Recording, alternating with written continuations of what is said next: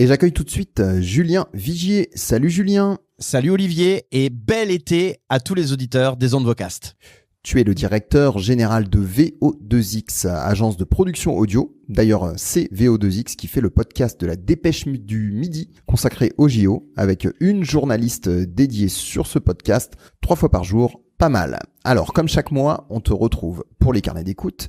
Et ce mois-ci, tu t'es intéressé à la couverture du Tour de France en radio et en podcast par RMC et aussi par le journal L'Équipe.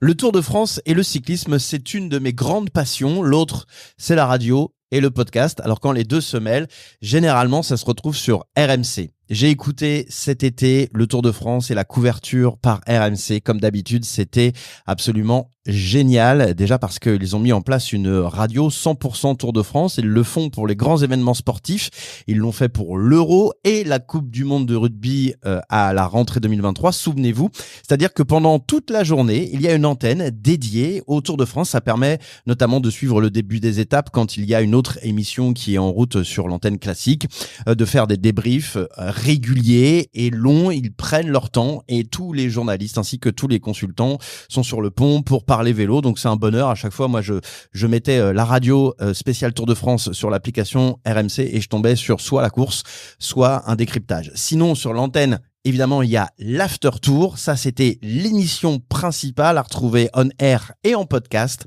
Et alors là, je me suis vraiment régalé. Je vais vous en parler parce que j'en ai écouté 2 des émissions consacrées au vélo pendant le Tour de France. Celle d'RMC, l'After Tour, et puis l'Équipe du Tour, le podcast de l'équipe. Et mon cœur a penché largement en faveur de l'After Tour. Je vais démarrer avec l'émission de l'équipe, qui était plutôt bien ficelée. En une vingtaine de minutes, les journalistes spécialisés de l'équipe revenaient sur l'étape du jour avec une thématique. Donc ça, c'était bien. Dans la ligne éditoriale, pas de souci. Après, j'ai trouvé qu'il y avait pas mal de private jokes et que quand on n'était pas habitué à écouter le podcast, on était de temps en temps un petit peu perdu. Voilà. Savoir qui est qui, c'était pas tout à fait lisible. Alors que du côté d'RMC, il y a ce côté immédiat de la présentation excellente de Christophe Cessieux, ça faut bien dire les choses. Il est là depuis très longtemps sur RMC, il connaît son sujet. Donc très bien présenté, très dynamique avec l'habillage RMC. On est sur une émission d'1 heure, contrairement à la vingtaine de minutes consacrée à l'équipe. Donc on va un peu plus au fond des choses, des réactions. Arnaud Souk qui était sur la moto notamment et qui commente le vélo est là pour nous donner son sentiment. Il y a le druide Cyril Guimard dont c'est la dernière saison à RMC. Il l'a annoncé, il se fait vieux. Cela dit, attention, sur RMC, on a déjà eu Jean-Michel Larquet qui avait dit qu'il démissionnait, qui arrêtait et qui partait en retraite et finalement il est toujours là. Donc on ne sait pas, peut-être que Cyril Guimard sera encore là l'année prochaine. En tout cas, il a annoncé qu'il partait. Et bon, il a une belle science du vélo, c'est quand même l'ancien coach de Laurent Fignon notamment.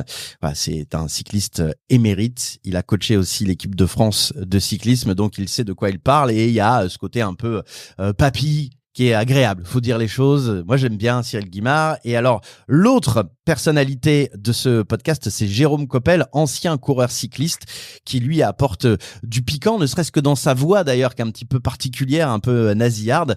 Il amène de l'ironie et j'ai trouvé que c'était en tout cas plus complet et plus agréable que le podcast de l'équipe. Voilà, donc je voulais vous signaler tout ça. Quand c'est l'été, c'est RMC en ce qui me concerne. Je crois que là, ça va être les JO et c'est pareil, je vais basculer beaucoup sur RMC. Et du coup, ça déstabilise un peu. Et on se dit, est-ce que c'est de l'arrogance ou de la provocation? Non, c'est pas ça. C'est que on avait des rigolos dans le peloton. T'en as connu, vous en avez connu. Oui, mais les patrons n'étaient pas des rigolos. Voilà, les patrons n'étaient pas des rigolos. Ouais. Les boss ont jamais vraiment été des rigolos. Ben non, ils ont jamais été. Aujourd'hui, on veut tout normer. T'as même plus le droit d'embrasser ta copine et ton gamin. Moi, franchement, je trouve tu qu'au te prends contraire, une prune dans la gueule. Bien sûr.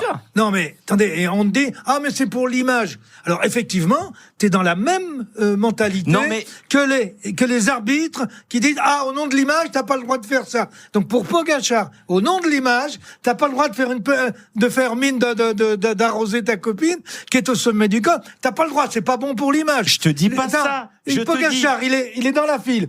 Et en plus, il connaît par cœur le col. Et là, il s'écarte sur la droite et il regarde en dessous. Le nombre de coureurs qu'on fait ça derrière, Mais t'as pas les caméras. Mais pourquoi putain, Bernard Hinault le faisait pas? Vivre sa vie, pourquoi Miguel Indurain ne le faisait pas? Pourquoi tous ceux-là ne le faisaient pas? Mais prenez la personnalité d'Indurain.